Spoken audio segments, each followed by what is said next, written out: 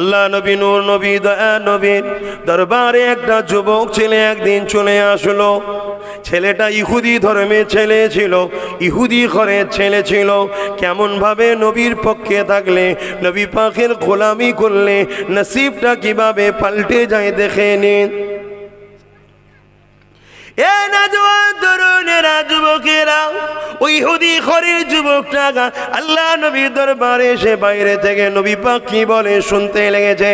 আল্লাহ নবী সাহাবাদেরকে এক একটা করে দিনের বাণী শোনায়, সামাজিকতার কথা শোনায়, ইনসাফের কথা শোনায়, ইনসানিয়তের কথা শোনায়।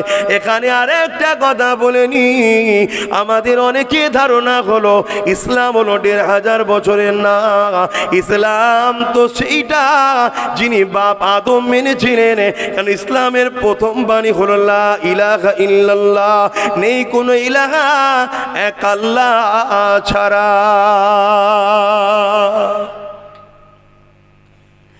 এ নওজোয়ান তরুণেরা, এ নবী পাকের প্রেমিকেরা, আব্বাজান হযরত আদম আলাইহিস সালাম যে নীতি মেনেছে সেটাও ইসলাম।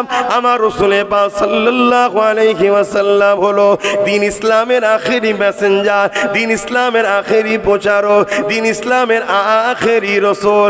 এ যুবকেরা, তরুণেরা, বাপেরা, আমার রাসূলুল্লাহ দ্বীনের কথা শোনাতে লেগেছে। আর একটা কথা বলে দিই, অনেকে মনে করে ইসলাম মানে নামাজ, ইসলাম মানে শুধু রোজা, ইসলাম মানে শুধু দাড়ি টুপি, ইসলাম মানে শুধু হজ করা। না না না না, এগুলো যেমন ইসলামের মধ্যে রয়েছে, এর থেকেও বড় জিনিস হলো ইসলাম মানে মানবতা, ইসলাম মানে অন্যায়কে মিটিয়ে দিয়ে ন্যায়কে জিন্দা করা, ইসলাম মানে সভ্যতা, ইসলাম মানে গরিবকে সাহায্য করা, ইসলাম মানে অসহায়কে আশ্রয় দেওয়া, ইসলাম মানে ক্ষুধার্তকে খানা খাওয়ানো। আল্লাহ নবী একদিন বসে রয়েছে, একজন রাহেব চলে এলো। রাহেব বলা হয় ইহুদিদের ধর্মগুরুকে রাহেব বলা হয়, যেমন মুসলমানদের ধর্মগুরুকে আলেম উলামা বলা হয়, ঠিক তেমন ইহুদিদের ধর্মগুরুকে রাহেব বলা হয়, খ্রিস্টানদের ধর্মগুরুকে পাদ্রী বলা হয়, হিন্দু ভাইদের ধর্মগুরুকে ব্রাহ্মণ করা হয়। এ যুবকেরা, তরুণীরা, বাবেরা, এ নবী পাকের প্রেমিকেরা, ইসলাম আমার রাসূল শিক্ষা দিচ্ছে। ওই রাহেবটা জিজ্ঞাসা করতে লাগলো, এ আব্দুল্লাহর বেটা মুহাম্মদ সাল্লাল্লাহু আলাইহি ওয়াসাল্লাম, ইসলামের সবথেকে ভালো কাজ কোনটা? আল্লাহ নবী কি বলেছিলেন? ইসলামের সবথেকে ভালো কাজ হলো ক্ষুধার্তকে খানা খাওয়ানো। এ যুবকেরা, এমন সমাজে অনেক নামাজি আছে এতিমের মালকে ছেড়ে রেখেছে, সমাজে এমন অনেক হাজি আছে নিজের ভাইয়ের সম্পদকে ছেড়ে বসে আছে, অথচ তার ভাইয়ের পরিবার বাচ্চারা ক্ষুধার্ত রয়েছে, দেখতে যায় না। এটা আমার রাসূলের ইসলাম নয়। নবীর ইসলাম হলো তুমি নিজের জন্য যেটা পছন্দ করো, তোমার একটা ভাইয়ের জন্য সেটা পছন্দ করো। এটা হলো রাসূলুল্লাহর ইসলাম। এ যুবকের, আমি যে কথা বলছিলাম, আল্লাহ নবী নূর নবী দরবারে ইহুদি যুবকটা আসলো। আল্লাহ নবীর কথা শুনে ইহুদিটা বড় খুশি হয়ে গেল। যুবকটা আমার নবীর মোহাব্বতে পড়ে গেল, আমার নবী পাকের সাথে সাথে ঘুরতে লাগলো, আমার নবী পাকে কাজ করতে লাগলো। 1-2 বছর নয়, 7টা বছর নবী পাকের সাথে সাথে পিছনে পিছনে ঘুরতে লেগেছে। কিন্তু ইসলাম তখনও কবুল করেনি, কালেমা তখন মানে নে, এক আল্লাহ রসুলকে মেনে নেয়নি। কিন্তু আমার নবীকে ভালো লেগেছে, নবী পাকের কাজগুলো ভালো লেগেছে, এই নবী পাকের সাথে সাথে থাকতে থাকে। আল্লাহ নবী যখন মদিনা নববী শরীফে নামাজ পড়তে ঢুকতেন, ওই ইহুদি যুবকটা আমার নবী পাকের জুতা মোবারককে নিয়ে এমনি করে বুকে করে জড়িয়ে ধরে দাঁড়িয়ে থাকতো। আমার নবী যখন নববী শরীফ থেকে নামাজ পড়ে বেরোতেন, জুতা মোবারককে কদমে লেগিয়ে দিতেন। আল্লাহ নবী বারণ করতো, ছেলেটা বলতো, ইয়া রাসূলুল্লাহ, আমাকে বড় ভালো লাগে, প্রেমে আপনি আমাকে বাধা দেবেন না। আল্লাহ নবী কাউকে কখনো কোনো ভালোবাসায় বাধা দেয়নি। এ যুবক তরুণেরা, এমন সময় একদিন ওই যুবকটা আমার রাসূলুল্লাহকে জুতো দেয়নি। সঙ্গে সঙ্গে নবী সাহাবাদেরকে জিজ্ঞাসা করেছে, সেই ইহুদি ঘরের যুবকটা কোথায় গেল, তাকে আজকে কেন দেখতে পাইনি?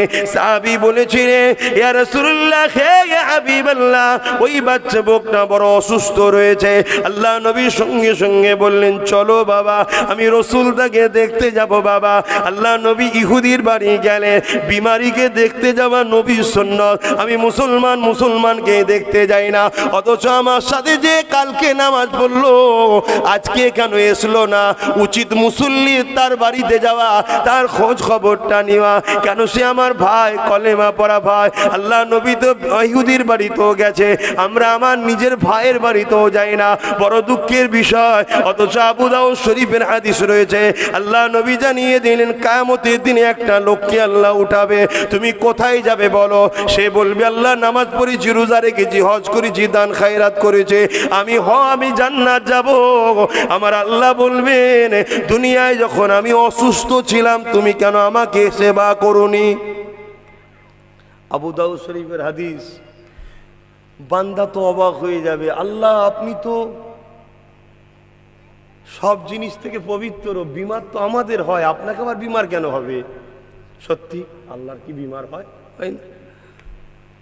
আল্লাহ তখন বলবে কেন? তোমার পাশের বাড়ি একজন অসুস্থ ছিল, ওটা তো আমারই সৃষ্টি, আমারই তো দাস, আমারই তো বান্দা। তুমি যদি ওকে দেখতে যেতে, আমার সৃষ্টিকে সেবা করা হতো, ওটা আমি আল্লাহ আমাকে সেবা বলে খুশি হতাম। জোরে বলুন সুবহানাল্লাহ। কারণ এটা আমারই জিনিস, আমারই তৈরি করা। এমনও লোককে আল্লাহ কিয়ামত দিন বলবে তুমি কোথায় যাবে? তারা বলবে জান্নাত যাব। আল্লাহ বলবে দুনিয়ায় যখন আমি ক্ষুধার্ত ছিলাম তোমরা আমাকে খেতে দিয়েছিলে? তারা তো অবাক হয়ে যাবে যে আল্লাহ আপনি আবার ক্ষুধার্ত কেন? আল্লাহ তো সব জিনিস থেকে পাক পবিত্র। তখন বলবে কেন তোমার পাশের বাড়ি এতিমটা ছিল, বিধবাটা ছিল, গরিবটা ছিল, ওকে তো দিতে পারতে, ওটা তো আমাকেই দেওয়া হতো। জোরে বলুন সুবহানাল্লাহ। কিন্তু আমরা দিয়ার থেকে বেশি লুটার চিন্তায় এখন ব্যস্ত আছি। বিশেষ করে আমার কওমের মানুষের কথা বলছি, আর জানি আমার কওমকে দিয়েই করানো হচ্ছে। এক শ্রেণী, সবাই নয়, এক শ্রেণী। আল্লাহ তাদেরকে হিদায়েত করেন, বলুন আল্লাহুম্মা আমিন। আল্লাহ নবী ইহুদি ছেলেটার বাড়ি গেলেন,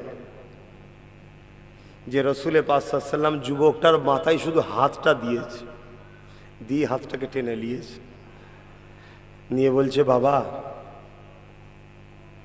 7টা বছর তুমি আমায় ভালোবেসেছো, আমার পিছনে ঘুরেছো, আমার সঙ্গে উঠা বসা করেছো, আমিও তোমাকে ভালোবেসে যেখানে গেছি আমি তোমাকে সাথে করে নিয়ে গেছি, কখনো কিন্তু তোমাকে আমি কিছু বলিনি। জি না ইয়া রাসূলুল্লাহ, আপনি খুব ভালো মানুষ। বাবা তুই পরকালে তোর নাজাতের জন্য, জান্নাত নিয়ে যাওয়ার জন্য আমি রসুলকে শুধু একটা সুযোগ করে দে, একটা সুযোগ করে দে। আমি নবী কথা দিচ্ছি তোকে কবর থেকে নিয়ে জান্নাত পর্যন্ত আমি মুহাম্মদ রসুল তোর কোনোদিন সাথ ছাড়বো না। জোরে বলুন সুবহানাল্লাহ। তুই আমাকে অনেক ভালোবেসেছিস, কিন্তু একটা সুযোগ করে দে। যুবকটা জিজ্ঞাসা করতে লেগেছে ইয়া রাসূলুল্লাহ হাবিবাল্লাহ কি করতে হবে? আল্লাহ নবী বলেছিলেন বাবা একবার দিল থেকে শুধু বলে এলে লা ইলাহা ইল্লাল্লাহ মুহাম্মাদুর রাসূলুল্লাহ, লা ইলাহা ইল্লাল্লাহ মুহাম্মাদুর রাসূলুল্লাহ, এটা একবার দিল থেকে মেনে নে। নবী আমার যখনই বলেছে যুবকটা বাপের মুখের দিকে তাকাচ্ছে, বাপ আর দেরি না করে ওই যুবকটাকে বলেছিল দেরি করিস না, আমি জবুর তৌরাত ইনজিল পড়েছি, ইনার মধ্যে আমি লক্ষণ পেয়ে গেছি, ইনি হলো সে আখেরি নবী, দেরি করিস না কলেমাটা পড়ে নে। যুবকটা পড়তে লেগেছে লা ইলাহা ইল্লাল্লাহ মুহাম্মাদুর রাসূলুল্লাহ, কালেমা পড়তে শেষ হয়ে গেল, ইন্না লিল্লাহি ওয়া ইন্না ইলাইহি রাজিউন, ইন্তেকাল হয়ে গেল। আল্লাহ নবী সাহাবাদের নিয়ে বেরিয়ে পড়লেন। এ বাবা সাহাবারা, আমি যখন তার মাথায় হাত দিয়েছিলাম অলরেডি আজরাইল তখন হাজির হয়ে গিয়েছিল।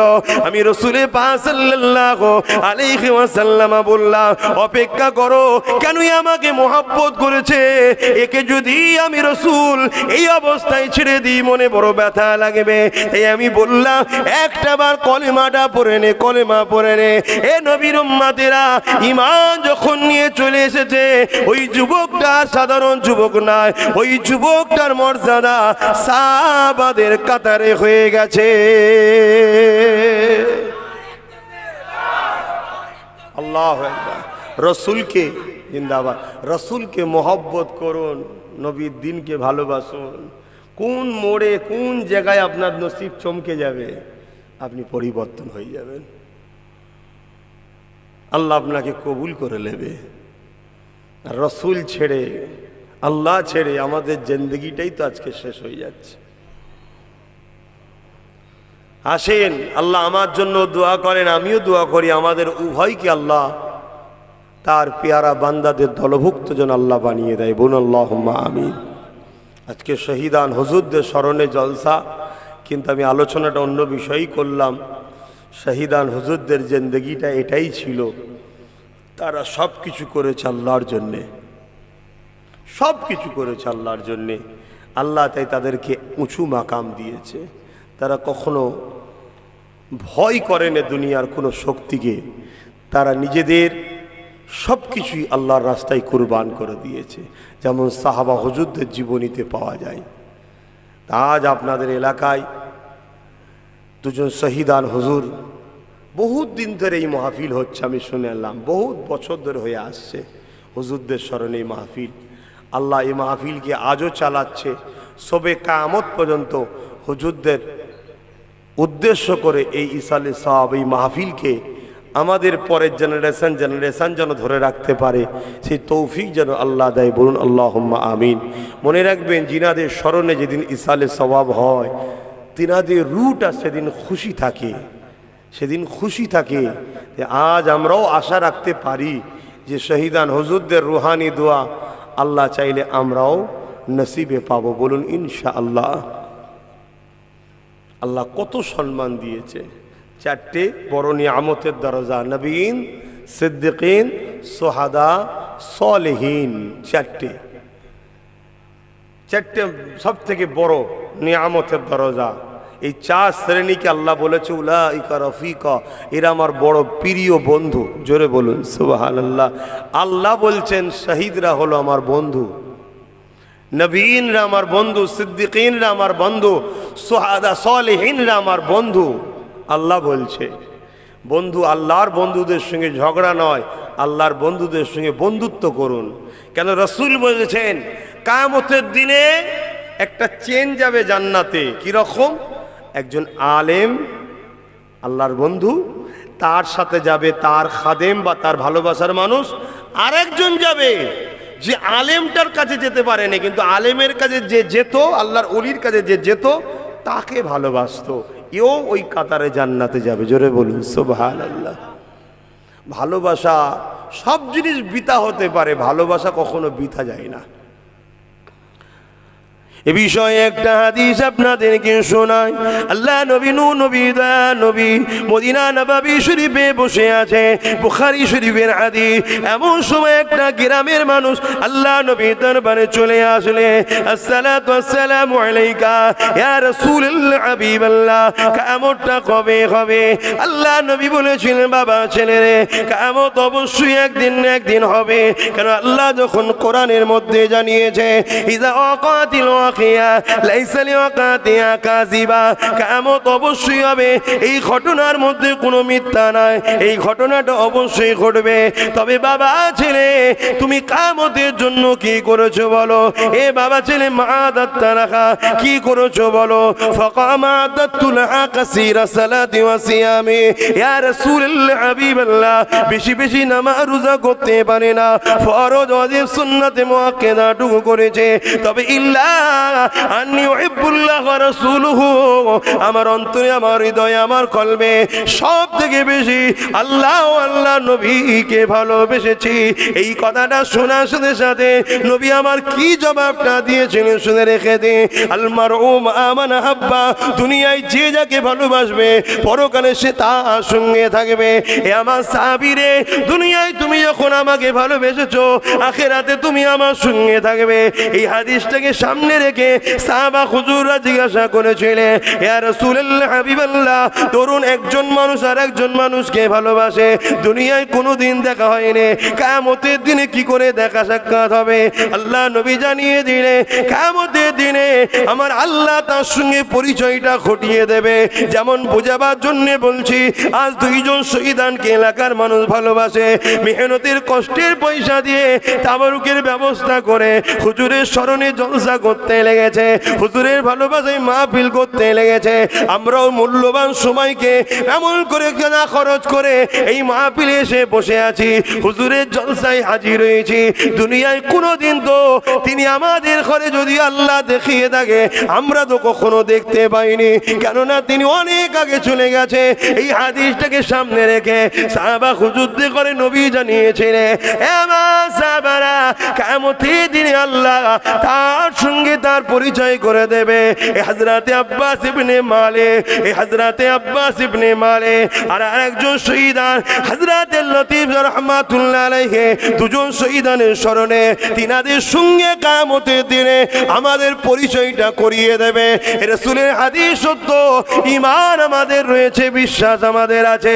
আল মারউ মা মান হাব্বা, দুনিয়ায় যে যাকে ভালোবাসবে পরকালে সে তার সঙ্গে জান্নাতে যাবে। এ যুবকেরা আলেমদের করে মহব্বত করে, আলেমে হাক্কানীদের করে পিয়ার করে, কারণ নবী আমার একটা হাদিসের মধ্যে জানিয়েছে কিয়ামতের দিনে আল্লাহ পাক আলেমে হাক্কানীদেরকে বলতে লাগবে, দুনিয়া জমিনে আমি আল্লাহ তোমাদের ঘরে শরীয়তের জ্ঞান দিয়েছিলাম, দ্বীনের জ্ঞান দিয়েছিলাম, আলেম বানিয়েছিলাম। এই ময়দানে মাশরে কঠিন দিনে তোমাদেরকে দাঁড়াবার জন্য নয়, যাও আমি আল্লাহ তোমাদেরকে জান্নাতে যাবার পারমিশনটা দিয়ে দিলাম। আলেমগুলো যখন যেতে লাগবে একদল মানুষ চিনতে পেরে যাবে, চিনতে পেরে গিয়ে দাঁড় করাবে, হুজুর আপনারা একা একা চলে যাচ্ছেন কেন? আপনারা তো দুনিয়া জমিনে ওয়াজ করেছিলেন যে দুনিয়ায় যাকে ভালোবাসবে আখিরাতে তার সঙ্গে থাকবে। দুনিয়া জমিনে আপনাদেরকে তো আমরা ভালোবেসেছিলাম, যেখানে ওয়াজ করতে আসতেন আমরা কাজ কাম ছেড়ে দিয়ে মুখের দিকে তাকিয়ে বসতাম। যখন আপনাদের কোনো সমস্যা হতো আমরা জানের পৌরা না করে রাত 12টা 1টা 2টো আপনাদের ডাকে সারা দিয়ে ছুটতাম। যখনই যেখানে যা বলতেন আওয়াজ শুনতে থাকতাম, আপনাদের মাহফিলে বসতাম। আপনারা বলেছিলেন নামাজ পড়তে, আমরা পড়েছিলাম। আপনারা বলেছিলেন আল্লাহ নামে জিকির করতে, আমরা করেছিলাম। কিন্তু দুনিয়া জমিনে কিছু অন্যায় করার জন্য আজকে ধরা পড়ে গেছি, বাদ দিয়ে কেন চলে যাচ্ছে? আলেমরা তখন ফিরে এসে আল্লাহ পাকের কাছে বলতে লাগবে, ও রব্বি আল্লাহ এইরকম ঘটনা ঘটেছে, বিস্তারিত বলছি না, সংক্ষেপ করতে লেগেছে। আল্লাহ পাক বলবেন, হে আমার আলেম বান্দারা, আমার হাবিবের আদেশ তো তোমরা শুনিয়েছ, আর আমার হাবিব যা বলেছে আমি আল্লাহ আমার কথা বলেছে, যাও তাদেরকেও তোমাদের সাথে জান্নাতি বানিয়ে দিলাম। আরো জোরে বলুন সুবহান। রাসূলের হাদিস বলছি, একদিন নবী হুজরাত থেকে বেরিয়ে বড় খুশি। সাহাবারা জিজ্ঞেস করছেন, হুজুর আপনি এত আনন্দ লাগছে? আল্লাহ নবী বললেন, আমার আল্লাহ আমাকে জানিয়েছেন, এক্ষুনি আমার উপরে ওহী হয়েছে। কি জানিয়েছেন? যে আপনার উম্মতের মধ্যে 70,000 আলেম যাদেরকে আমি বেহিসাব জান্নাত দেবো। জোরে বলুন সুবহানাল্লাহ। সাহাবারা শুনেই বলছে, হুজুর যদি সংখ্যাটা একটু বেড়ে যেত।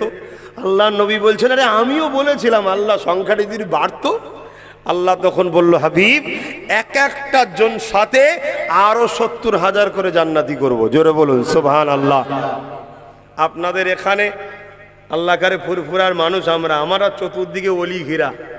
এই তো খনকাজি হুজুর শুয়ে আছে, বেশাক আল্লাহওয়ালা মানুষ, চতুর্দিকে ঘিরা। ওইদিকে রামপাড়ার হুজুর শুয়ে আছেন, বিরাট বড় আলেম মানুষ ছিলেন, বহুত আল্লাহওয়ালা মানুষ, সে পীর ভক্ত মানুষ ছিলেন।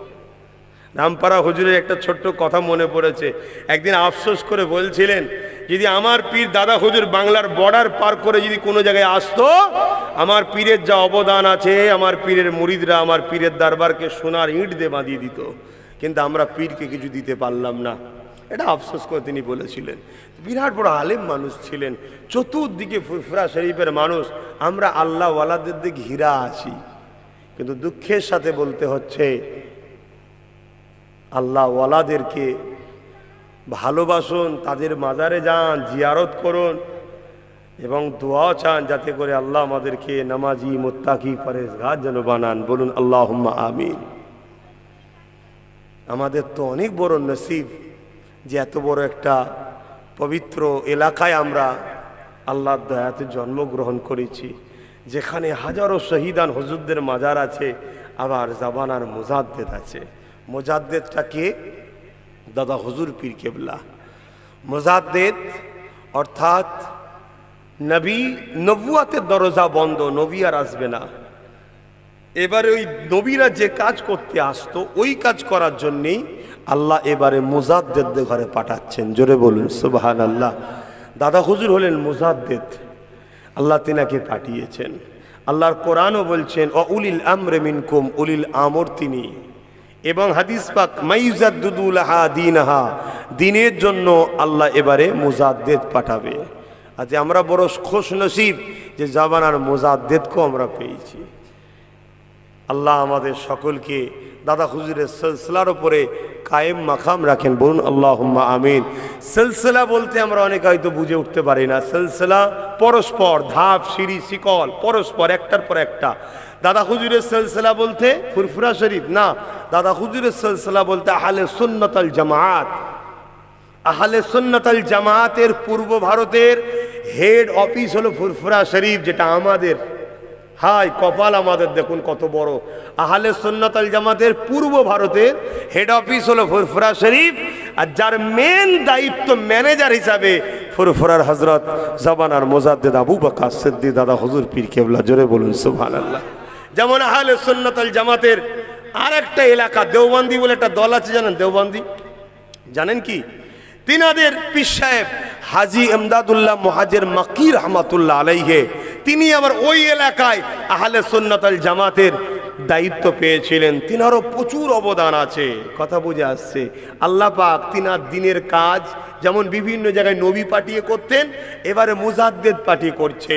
তেমন দাদা হুজুরকে যেমন পূর্ব ভারতের দায়িত্ব দিয়েছেন, ঠিক হাজী ইমদাদুল্লাহ মুহাজির মাক্কি রহমাতুল্লাহ আলাইহি, যিনাকে দেওবন্দি ভাইরা পীর বলে মানেন, কতটা মানেন জানি না, তবে হাজী ইমদাদুল্লাহ মুহাজির মাক্কি হুজুরকে, তেনার জুতোর ধুলো আমি চোখে সুরমা বানিয়ে রাখি, তেনাকে আমি মানি। কেন? তিনি আহলে সুন্নাত আল জামাতের একটা জগৎ বিখ্যাত ইমাম। জোরে বলুন সুবহানাল্লাহ। এবং রাসূলের বড় আশিক ছিলেন, নবীর বড় আশিক ছিলেন, নবীকে বড় ভালোবাসতেন। নবী পাক সাল্লাল্লাহু আলাইহি সাল্লামের প্রেমে মিলাদে একবার নয় দুবার করে দাঁড়িয়ে সালাম পড়তেন নবীর প্রেমে। জোরে বলুন সুবহানাল্লাহ। এত বড় আশিক ছিলেন রাসূলের হয়ে, অনেক কিছু তিনি কিতাব লিখেছেন, অনেক বড় আলেম ছিলেন। এবং তিনার একজন মুরিদ ছিলেন আশরাফ আলী থানভী সাহেব। তিনাকে যখন জিজ্ঞেস করা হয়েছিল হাজী ইমদাদুল্লাহ মুহাজির মাক্কি হুজুরকে নিয়ে, যে হাজী সাহেব আলেম ছিল নাকি, জিজ্ঞেস করছে, একজনকে প্রশ্ন করছে যে হযরত হাজী সাহেব আলেম থে? তখন আশরাফ আলী থানভী সাহেব বলছে, আরে ও তো আলেম বানানে কি কারখানা থে। জোরে বলুন সুবহানাল্লাহ। মানে এত বড় হাস্তি ছিলেন, ওনার সোহবতে যারা বসেছে জগৎ বিখ্যাত বিখ্যাত আলেম তৈরি হয়ে গেছে। জোরে বলুন সুবহানাল্লাহ। এইভাবে বিশ্বজুড়ে আল্লাহ তার মনোনীত বান্দাদের দ্বারা, মুজাদ্দেদদের দ্বারা, আলেমে হাক্কানীদের দ্বারা আজও দিনের কাজ নিচ্ছে, আজও দিনের কাজ করাচ্ছে। কিন্তু আমরা ছোটোখাটো মানুষ, আমাদের উচিত সেই সকল হাক্কানি আলেমদের সোহবতে যাওয়া, তেনাদেরকে পিয়ার করা, তেনাদেরকে সহযোগিতা করা, তেনাদেরকে ভালোবাসা। কিন্তু আমরা দুনিয়া দুনিয়া দুনিয়া দুনিয়া করতে হবে। আল্লাহ আমাদেরকে শিখিয়েছে রব্বানা আতিনা ফিদ দুনিয়া হাসানাতাও। আল্লাহ দুনিয়ার ভালাইয়ের কথা বলেছে তো, অফিল আখিরাতে হাসানা, পরে বলেছে আখিরাতের কথা। দুনিয়ার তো ভালাই দরকার আছে, কাজ কাম তো করতে হবে, সংসার করতে হবে, ব্যবসা বাণিজ্য করতে হবে, কথা বুঝে আসছে। সমাজকে ভালোভাবে পরিচালনা করার জন্য সৎ চরিত্রবান ভালো লিডারও হতে হবে। ইসলামে জায়েজ আছে, কোনো অসুবিধে নাই। কিন্তু যেটাই করেন মাথায় শুধু রাখতে হবে রাসূল হলো মডেল, নবীকে সামনে রেখে করতে হবে, নবীকে বাদ দিয়ে নয়। কে কাকে লিডার বলে মানছে আমার দেখার দরকার নেই। তার লিডার তার কাছে থাক, তার ভালোবাসার মানুষ তার কাছে থাক, তার মতদর্শ তার কাছে, তার ধর্ম তার কাছে। যদি আমি মুসলমান হই, ইমানদার হই, সে ভারতে থাকি আর জাপানে থাকি, লন্ডনে আমেরিকায় যেখানে থাকি, আমাকে চলনের প্রতিটা নিঃশ্বাসে যেন রসুলকে মডেল বানায়। উসওয়াতুন মানে হচ্ছে মডেল, রসুলকে যেন মডেল বানায়। মডেল বানিয়ে আপনি ব্যবসা করুন, সংসার করুন, কারবার করুন, রাজনীতি করুন, রসুলকে সামনে রেখে করুন, কোনো অসুবিধে নেই। কিন্তু রসুলকে বাদ দিয়ে যেটাই করবেন সেটাই তো আমার জন্য ধ্বংস। এত করেও তো আমরা পাচ্ছি না, কেন? ধ্বংস, রসুল বাদ দিয়েছি। আল্লাহ আমাদের সকলকে হিদায়েত করেন। আসেন সংক্ষেপ করব, তার আগে আর একটা কথা বলে দিয়ে যায়। আল্লাহ নবীকে মহব্বত করে ভালোবাসেন, পিয়ার করেন।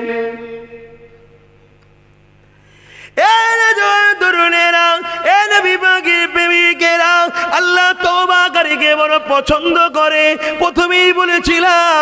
তবে মনে রেখে দেবেন, আদমে আউলিয়া তৈরি হয়, বিয়াদমে আবু জেহেল তৈরি হয়। আল্লাহ সবাইকে তওবা করার সুযোগ দিল, রসুলের দুশমনকে কিন্তু আল্লাহ তওবা করার সুযোগ দেয় না।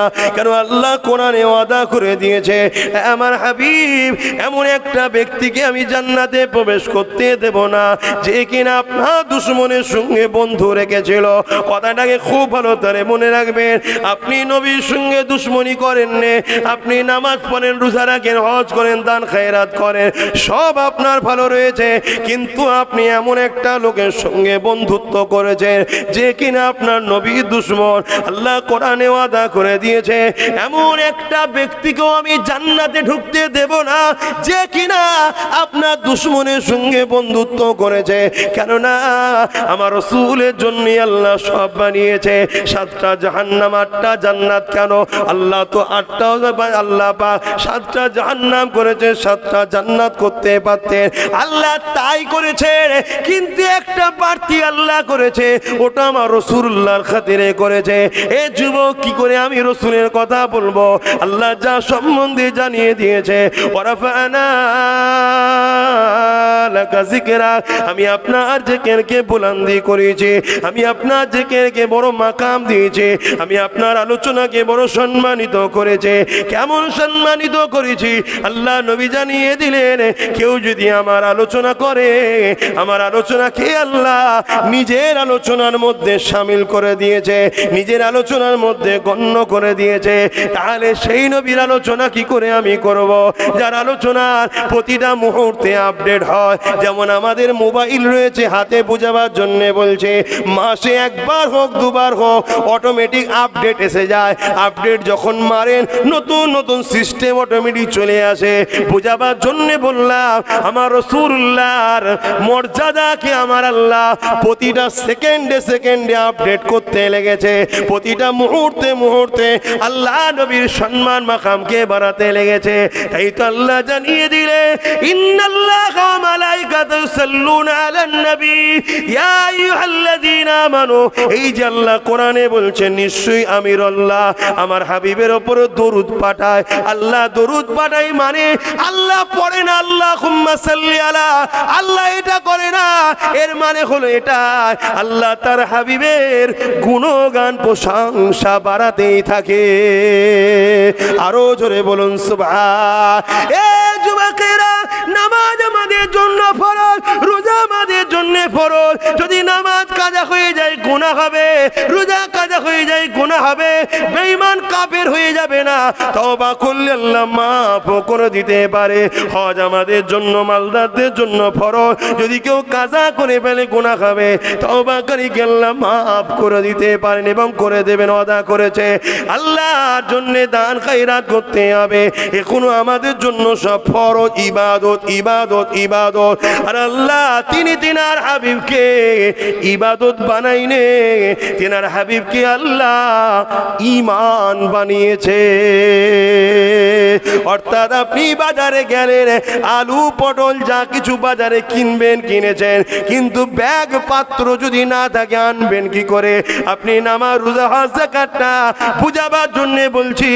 আল্লাহ দুনিয়ায় আপনার ইবাদত এটা কিনেছেন, এটা কিন্তু আপনি করেছেন, নিয়ে যাবেন কি করে? পাত্র দরকার।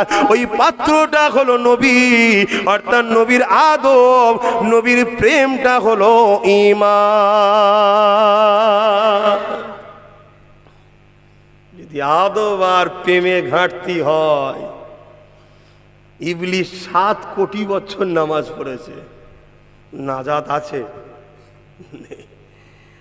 এই জায়গাটা মাথায় রাখবেন, রাসূলের মাকামটার দিকে খেয়াল রাখবেন। কেন আজ 2 ধরনের হামলা আমাদের উপরে হচ্ছে।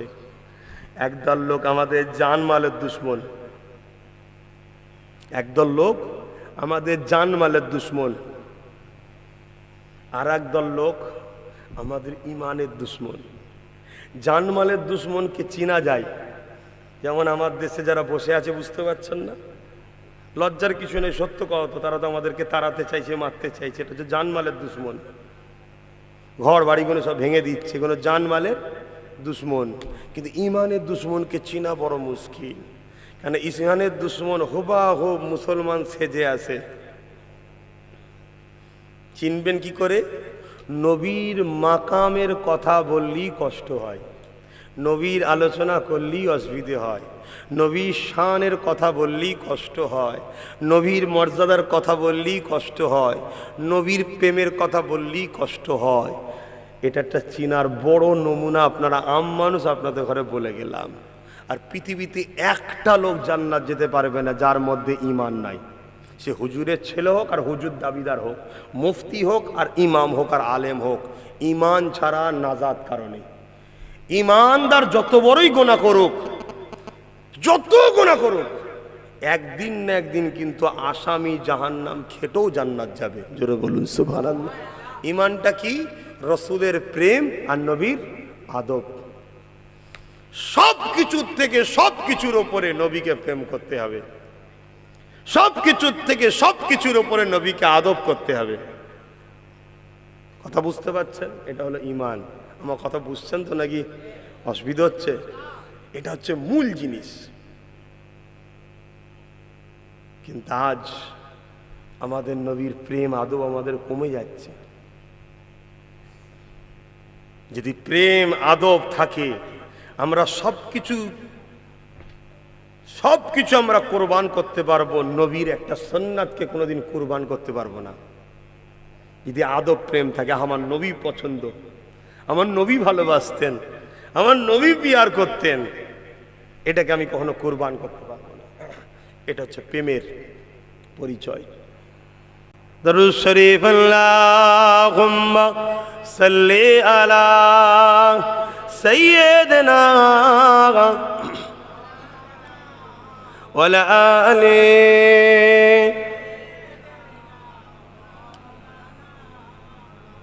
रातें भी मदीने की, बातें भी मदीने की, रातें भी मदीने की, बातें भी मदीने की, जीने में ये जीना है, क्या बात है जीने की। अरसा तैबा की जिस गलियों से गुजरे, अरसा तैबा की जिस गलियों से गुजरे, इस वक्त भी गलियों से खुशबू है पसीने की। आरो जोरे बोलें ना सुभानाल्लाह। नारी दिवे কবি আমার রসুল 1450 বছর হয়ে গেল দুনিয়া থেকে আখিরাতের রাস্তায় রওনা দিয়েছে, কিন্তু রসুল রওজা মুবারকে হায়াতুন নবী, জিন্দা নবী মানেন তো? জি, এটা ফুরফুরাওয়ালাদের মত নয়, এটা আহলে সুন্নাত ওয়াল জামাতের মত। ফুরফুরা হলো আহলে সুন্নাত ওয়াল জামাতের পূর্ব ভারতের হেড সেন্টার, মতটা হলো আহলে সুন্নাত, অর্থাৎ সাহাবাদের মত। এটা জোরে বলুন সুবহানাল্লাহ। হ্যাঁ, এবং যে দেওবন্দি কথা বলছি, দেওবন্দ মাদ্রাসা যিনি প্রতিষ্ঠাতা কাসেম নানতুবি সাহেব, উনিও বইয়েতে লিখেছে নবী হায়াতুন নবী বলেই তিনার বিবিদের ঘরে বিবাহ করা হারাম। কেন? স্বামী মারা গেলে তালাক হয়, মারা যখন যায়নি বিবি তালাক হয়নি, তালাক যখন হয়নি নেকা বিবাহকে বিবাহ করা যায় না। কথা বুঝে আসছে? এটা দেওবন্দিদেরও মত, আর বেরেলভিদেরও মত হচ্ছে রসুল হায়াতুন নবী। এটা মাথায় রাখবেন। আমার রসুল 1450 বছর আগে কবে চলে গেছে, কিন্তু আজও মদিনা শরীফে রসুলে পাকের পাসিনার খুশবু পাওয়া যায়। জোরে বলুন সুবহানাল্লাহ। যারা গেছে জিজ্ঞেস করুন, যত আতরই কিনে নিয়ে আসি, আল্লাহ যাদেরকে নিয়ে গেছে দেখুন, যত আতরই কিনে নিয়ে আসো, ওইখানে যে খুশবুটা পাওয়া যায়, ওই খুশবু কোনো আতরে নাই। অথচ ওখানে বাজারে যখন ওই আতরটা শুকবেন, সেম ওই খুশবু পাবেন। যেটা ওখানে পাওয়া যাচ্ছে। এই তো পেয়েছি, খুশি মনে নিয়ে আসেন। যতদিন মক্কাতে মাখবেন সেম খুশবু পাবেন, কিন্তু এখানে চলে এসে মাখুন খুশবু আলাদা। কেন? যেমন সূর্যর কেউ ফটো তুললে তার আকৃতি বোঝা যায় না, কেন অত লেন্স ক্যামেরা নাই। তো রসুলুল্লাহর খুশবুর ওপরে কোনো খুশবু নাই, তাই অন্য খুশবু শুঁকি ঠিকই, কিন্তু পায় ওই খুশবুটা যে রসুলুল্লাহর পাসিনার। জোরে বলুন সুবহানাল্লাহ। তাই শায়েখ তার ভাষায় বলছে, इस वक्त भी गलियों से खुशबू है पसीने की, रातें भी मदीने की, बातें भी मदीने की, जीने में जीना है क्या बात है जीने की, तारीफ गलाएगी जब अल्फाज नहीं मिलते, तारीफ के लायक जब अल्फाज नहीं मिलते, तारीफ करे कोई किस तरह मदीने की। आरो जोरे बोलून सुबहानाल्लाह। আমার নবীর মদিনার তারিফ করবে বাকে, তারিফ করার ওয়ার্ড শব্দই তো পাওয়া যাবে না। জোরে বলুন সুবহানাল্লাহ। নবীর তো মাকাম অনেক ওপরে, নবীর মদিনা শরীফের মাকাম শুনলে অবাক হয়ে যাবে। নবীর পছন্দ শহরে শুধু তারিফ শুনলে।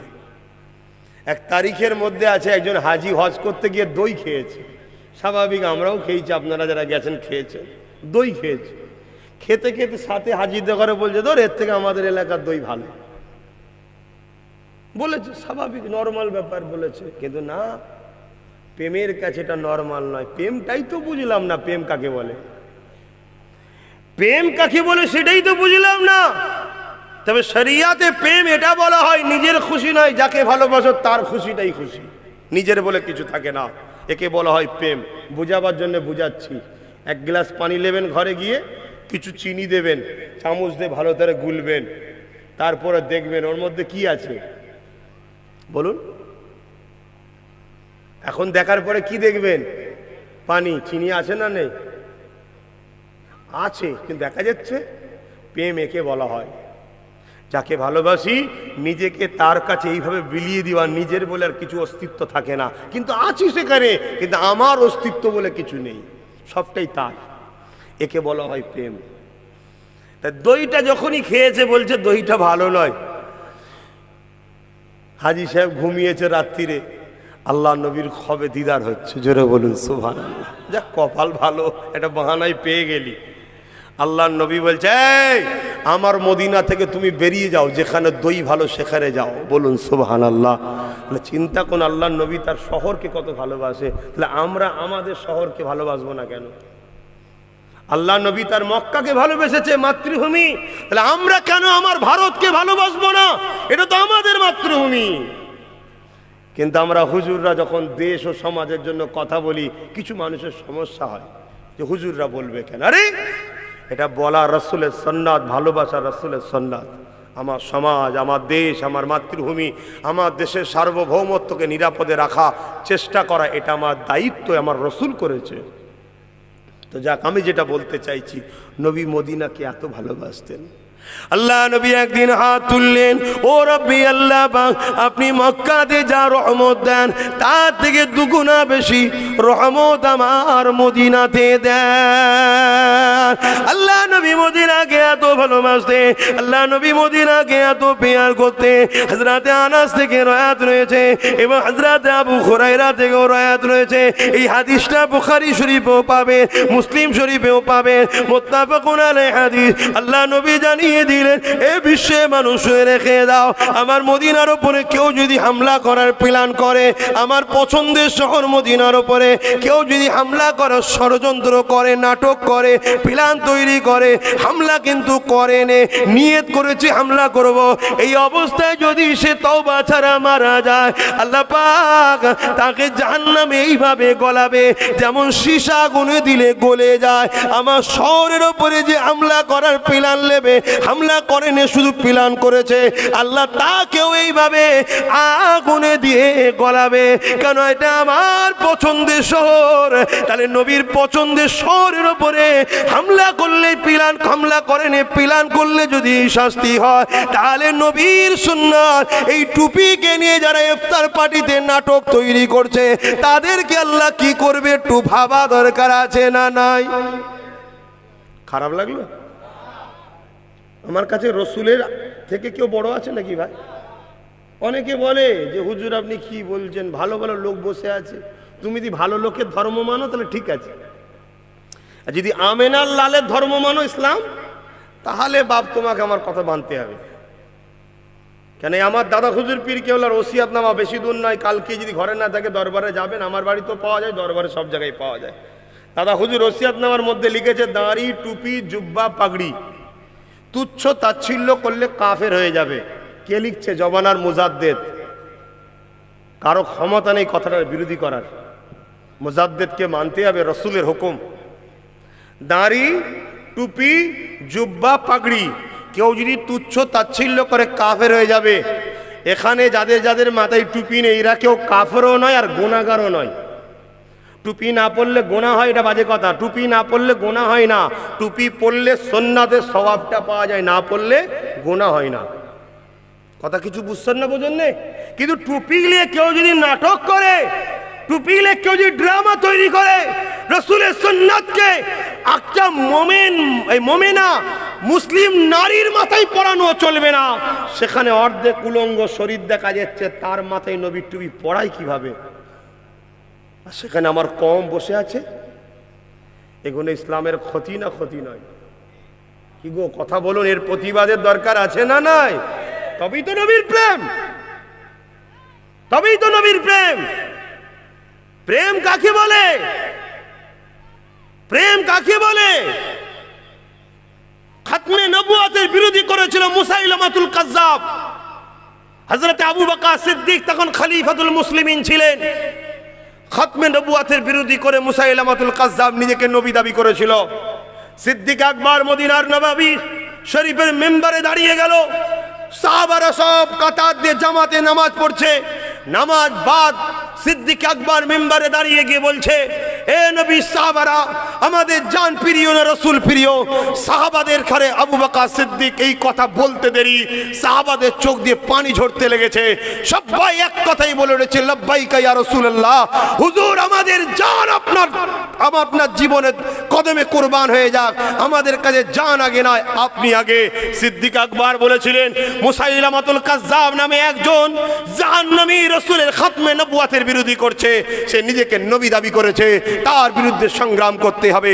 10,000 যুবক তরুণ সাহাবাদের বুকে টাটকা খুন ঝরিয়ে মুসাইলামাতুল কাজ্জাবের 70,000 সৈন্যের বিরুদ্ধে লড়াই করে খাতমে নবুয়তকে জিন্দা করেছিল। জোরে বলুন সুবহানাল্লাহ, আরো জোরে বলুন সুবহানাল্লাহ। আজকে সেই নবীর টুপিকে অপমান করা হবে, সেই নবীর দ্বীনকে অপমান করা হবে, সেই নবীর মসজিদ মাদ্রাসাকে যারা শেষ করতে চাইছে তাদের চক্রান্তের শিকার হব। এ মুসলমান, আল্লাহ কোরআনে বলছে, তোমরা আমাকে রসুলকে ছেড়ে যাকে প্রাধান্য দেবে তার হাতে আমি আল্লাহ তোমাদেরকে শেষ করব। সময় থাকতে থাকতে পরিবর্তন হন, সময় থাকতে থাকতে পরিবর্তন হন। মনে রাখবেন, রসুল তার মদিনাকে এত ভালোবাসে, হামলা করেনি, ছক করেছে তাকে। বুখারী মুসলিমের হাদিস বলছি, বাপের গল্প বলছি না, বাপের কথা বলছি না, আমার রসুলুল্লাহর কওল বলছি। রসুলের কওলটা ওহী, কোরআনটা ওহী। একটা ওহী মাতলু, একটা ওহী গায়র মাতলু।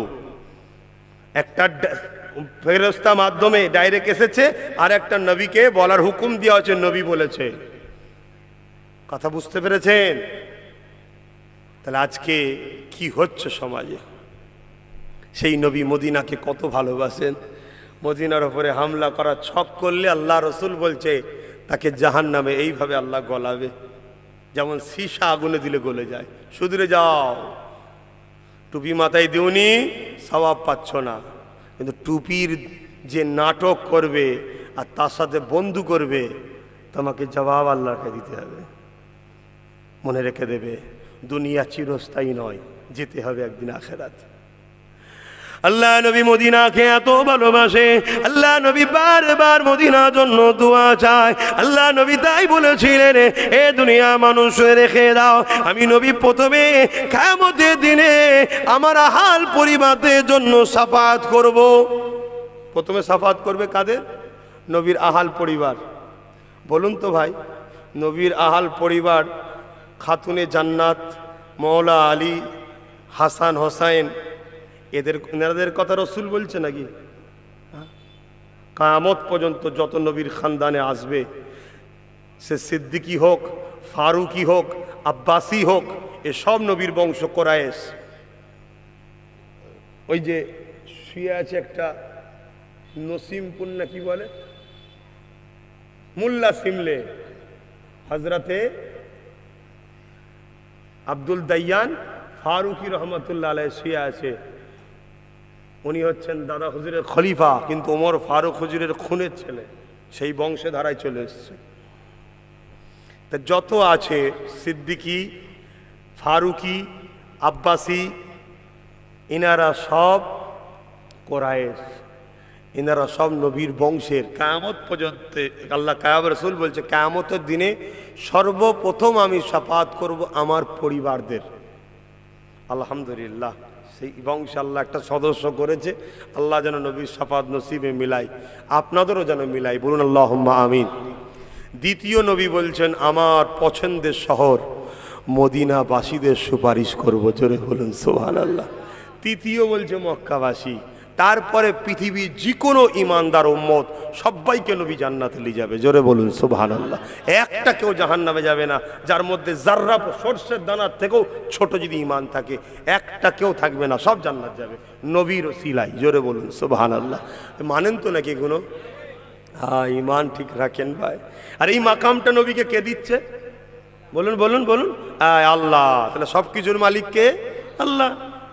আল্লাহ পাক কোরআনের মধ্যেই বলছে তো, ওয়ালা সাওফা ইউতিকা রাব্বুকা ফাতারদা, আছে না কোরআন শরীফে? এই ফাতারদার তাফসীর দেখুন। আল্লাহ কিয়ামতের দিন নবীকে এত খুশি করবেন, যতক্ষণ নবী না খুশি হবে ততক্ষণ নবীর উম্মতদের ঘরে আল্লাহ জান্নাতি বানাতেই থাকবে, জোরে বলুন সুবহানাল্লাহ। সেই নবীকে ছাড়বেন না। আল্লাহ নবী তিনার শহর মদিনাকে কতটা ভালোবাসে, আল্লাহ নবী নূহ নবী দয়া নবী জানিয়ে দিলে, এ বিশ্বে মানুষেরা মক্কা জমিনে তোমরা যাবে, এক রেকাত নামাজ পড়বে, 1 লক্ষ রেকাত নামাজের সওয়াবটা পাবে। আমার শহর মদিনাতে আসবে, 1 রেকাত নামাজ পড়বে, 50,000 রেকাত নামাজের সওয়াব পাবে। ইয়া রাসূলুল্লাহ হাবিবাল্লাহ, তাহলে তো মক্কাতে সওয়াবটা বেশি, কেননা মক্কায় 1 রেকাত পড়লে 1 লক্ষ রেকাত নামাজের সওয়াব হবে, মদিনাতে 1 রেকাত পড়লে 50,000 রেকাতের সওয়াবটা হবে। ইয়া রাসূলুল্লাহ, এখানে তো মক্কা সওয়াবটা বেশি। আল্লাহ নবী বলেছিলেন, সাহাবারে, মক্কায় আমলের হিফাজত আছে, মক্কায় আমলের বাড়াই আছে, মক্কায় আমলের সম্মান বেশি, মক্কায় আমলের দরজা বেশি। কিন্তু শুনে রেখে দাও, তোমাদের নবীকে আল্লাহ পাক ঈমান বানিয়েছে, অর্থাৎ মক্কাতে আমলের হিফাজত হয়, আর মদিনাওয়ালার কাছে ঈমানের হিফাজত হয়। ঈমান ছাড়া নামাজ বেকার হয়ে যাবে, ঈমান ছাড়া রোজা বেকার হয়ে যাবে, ঈমান ছাড়া হজ বেকার হয়ে যাবে, ঈমান ছাড়া দাড়ি টুপি বেকার হয়ে যাবে, ঈমান ছাড়া দান খয়রাত বেকার হয়ে যাবে। ইয়া রাসূলুল্লাহ, ঈমান কি? ঈমান কি? আল্লাহ নবী জানিয়ে দিলেন, বলেছিলেন লা ইউমিনু আহাদুকুম হাত্তা আকুনা হাব্বা ইলাইহি মিন ওয়ালিদিহি ওয়া ওয়ালাদিহি ওয়ান নাসি আজমাইন। অপর হাদিস শরীফে সালাসুন মান কুন্না ফীহি ওয়াজাদা বিহিন্না হালাওয়াতাল ঈমান মান কানা আল্লাহু ওয়া রাসূলুহু আহাব্বা ইলাইহি মিম্মা সিওয়াহুমা। এ বিশ্বে মানুষ নবী পাক জানিয়ে দিলে সব কিছু থেকে, টাকা পয়সা থেকে, জমি জায়গা থেকে, ঘর বাড়ির থেকে, পদের থেকে, লিডারশিপের থেকে, বাপ মা থেকে, সন্তানের থেকে, এমনকি নিজের জানের থেকেও বেশি আল্লাহ ও নবীকে যে বেশি ভালোবাসে সেই হলো ঈমানদার। এই কথাটা যখনই নবী বলেছে হযরত ওমর ফারুক দাঁড়িয়ে পড়েছে, ইয়া রাসূলুল্লাহ ইয়া হাবিবাল্লাহ বিয়াদবি নেবেন না, আমি দুনিয়া থেকে আপনাকে বেশি ভালোবাসি, বাপ মা সন্তান ছেলেপুলের থেকে আপনাকে বেশি ভালোবাসি, কাজ কারবার ধন দৌলতের থেকে বেশি ভালোবাসি, তবে ইয়া রাসূলুল্লাহ আমার জানের থেকে বেশি নয়। উমর বলছে আল্লাহ নবী বলল উমর ঈমান হবে না। তাহলে হযরত উমর বসে বললেন, মাথাটা হ্যাট করে নিলেন, আবার দাঁড়িয়ে গেলে, ইয়া রাসূলুল্লাহ হাবিবাল্লাহ আমি উমর সাক্ষী দিলাম আমি আমার জানের থেকে আপনাকে বেশি ভালোবাসি। আল্লাহ নবী বলেছিলেন উমর রে ঈমান কামিল মাকাম।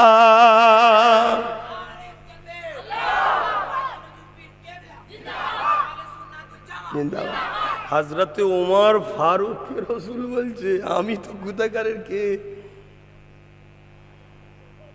অতএব রাসূলকে ভালোবাসবেন, নবীকে আদব করবেন, নবীর দ্বীনের ক্ষতি করে ফেলবেন না। নামাজ কাজা নিজের ক্ষতি, দ্বীনের ক্ষতি নয়। রোজা কাজা নিজের ক্ষতি, ইসলামের ক্ষতি নয়। দাড়ি চেয়েছেন নিজের ক্ষতি, ইসলামের নয়। গান শুনেছেন নিজের ক্ষতি, ইসলামের নয়। কিন্তু নবী মদকে বন্ধ করেছে, আপনি মদ যারা প্রতিষ্ঠিত করছে তাদেরকে সাপোর্ট করছেন, এটা দ্বীনকে মিটাচ্ছেন। নবী সুদ বন্ধ করেছে, আপনি সুদের ব্যবসা শুরু করেছেন, দ্বীনকে মিটাচ্ছেন। আল্লাহ নবী নারীদের অধিকার দিয়েছে, আপনি নারীদেরকে শোষণের জন্য শুধু উপযুক্ত মনে করেছেন। যারা নারী দেহ লুটছে তাদেরকে সাপোর্ট করছেন, আল্লাহ দ্বীনকে, নবীর দ্বীনের বিরোধী চলে যাচ্ছেন। মনে রাখবেন কোরআন বলছে কুনতুম খায়রা উম্মাতিন উখরিজাত লিন-নাস তা'মুরুনা বিল মা'রুফ ওয়া তানহাউনা আনিল মুনকার।